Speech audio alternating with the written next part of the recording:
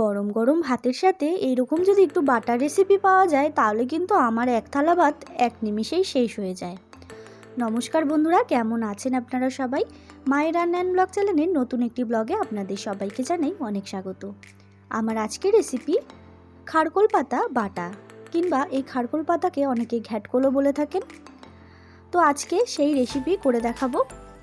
এটি কিন্তু কোনো নতুনত্ব রেসিপি নয়, খুবই পুরনো একটি রেসিপি। প্রায়শই অনেকের বাড়িতেই এই সময় এই খারকোল পাতা বাটা হয়েই থাকে।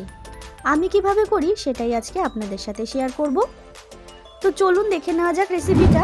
তার আগে আমার চ্যানেল এখনও সাবস্ক্রাইব করা না থাকলে অবশ্যই সাবস্ক্রাইব করে পাশে থাকা বেল আইকনটা ক্লিক করে রাখুন। প্রথমেই আমি এখানে 1 আটি পরিমাণ খারকোল পাতা নিয়ে নিয়েছি। পাতাটাকে কেটে পরিষ্কার করে নেব। তো দেখতেই পাচ্ছেন আমি এখানে কিছুটা পাতা আগেই কেটে রেখেছিলাম। এবার এই পাতাগুলোকেও আমি কেটে ধুয়ে পরিষ্কার করে নেব। তারপরে সরাসরি গ্যাসে একটি কড়াই বসিয়ে দিয়ে তার মধ্যে দিয়ে দিচ্ছি সামান্য পরিমাণ সর্ষের তেল। তেলটা গরম হয়ে নেব। তো দেখুন বন্ধুরা, তেলটা গরম হয়ে আসলে এরপরে দিয়ে দিলাম নুন হলুদ মাখিয়ে রাখা চিংড়ি মাছ। আমার কাছে চিংড়ি মাছ ছিল তাই সেটাকে দিলাম। আপনারা চাইলে চিংড়ি মাছটা স্কিপ করতে পারেন, তবে যে কোনো বাটায় কিন্তু চিংড়ি মাছ দিলে এর টেস্ট অসাধারণ হয়। তো চলুন, কথা বলতে বলতে চিংড়ি মাছগুলো আমার হালকা করে ভাজা হয়ে গেছে। এরপর আমি চিংড়ি মাছগুলো তুলে নিচ্ছি।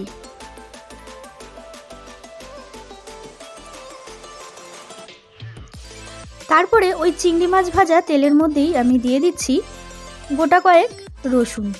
আমি এখানে আমার পরিমাণ মতো নিলাম, আপনারা আপনাদের পরিমাণ মতো দিয়ে দেবেন। তারপরে দিয়ে দিচ্ছি কাঁচা লঙ্কা। আপনারা যে যেরকম ঝাল খাবেন সেই পরিমাণ কাঁচা লঙ্কা দিয়ে নেবেন। কাঁচা লঙ্কা রসুন ভাজার পরে তারপরে দিয়ে দিতে হবে খারকোল পাতা। খারকোল পাতা দিয়ে আমি কাঁচা লঙ্কা এবং রসুনের সাথে একটু নাড়িয়ে চাড়িয়ে নিচ্ছি। তো দেখুন বন্ধুরা, কিছুক্ষণ নাড়ানো চাড়ানোর পরে আমি পরিমাণ মতো লবণ দিয়ে দিচ্ছি। পরিমাণ মতো লবণ দিয়ে আমি ভালো করে পাতাটার সাথে মিশিয়ে নেব, এবং পাতাটাকে কিন্তু খুব ভালো করে জল শুকিয়ে নিতে হবে। তো দেখুন বন্ধুরা, এখানে কিন্তু খুব ভালো করে জল শুকানো হয়ে গেছে পাতাটার থেকে, না হলে কিন্তু গলা চুলকানোর একটা সমস্যা থেকেই যায়। তারপরে ঠান্ডা করে আমি একটা মিক্সিং জারের মধ্যে একে একে দিয়ে দেবো ভেজে রাখা খারকোল পাতা, রসুন, কাঁচা লঙ্কা এবং ভেজে রাখা চিংড়ি মাছ। সমস্ত উপকরণ দিয়ে আমি একটা মিহি পেস্ট তৈরি করে নেব। আপনারা কিন্তু চাইলে এটা শিলেও বেটে নিতে পারেন, আমি এখানে মিক্সির ব্যবহারই করছি। তো দেখুন বন্ধুরা, মিহি পেস্ট কিন্তু আমার একেবারে রেডি। দেখতেই পাচ্ছেন কত সুন্দর মিহি পেস্ট তৈরি হয়ে গেছে। এরপর এটাকে সার্ভ করে দিন গরম গরম ভাতের সাথে এই খারকোল পাতা রেসিপি। তো বন্ধুরা, আপনারা এই রেসিপিটা কিভাবে করেন অবশ্যই আমাকে কমেন্ট করে জানাবেন, এবং আমার রেসিপিটা ভালো লাগলে অবশ্যই একটা লাইক করবেন, শেয়ার করবেন। চ্যানেলটাকে সাবস্ক্রাইব করতে কিন্তু একদম ভুলবেন না। দেখা হবে নতুন একটি রেসিপির সাথে নতুন একটি ব্লগে।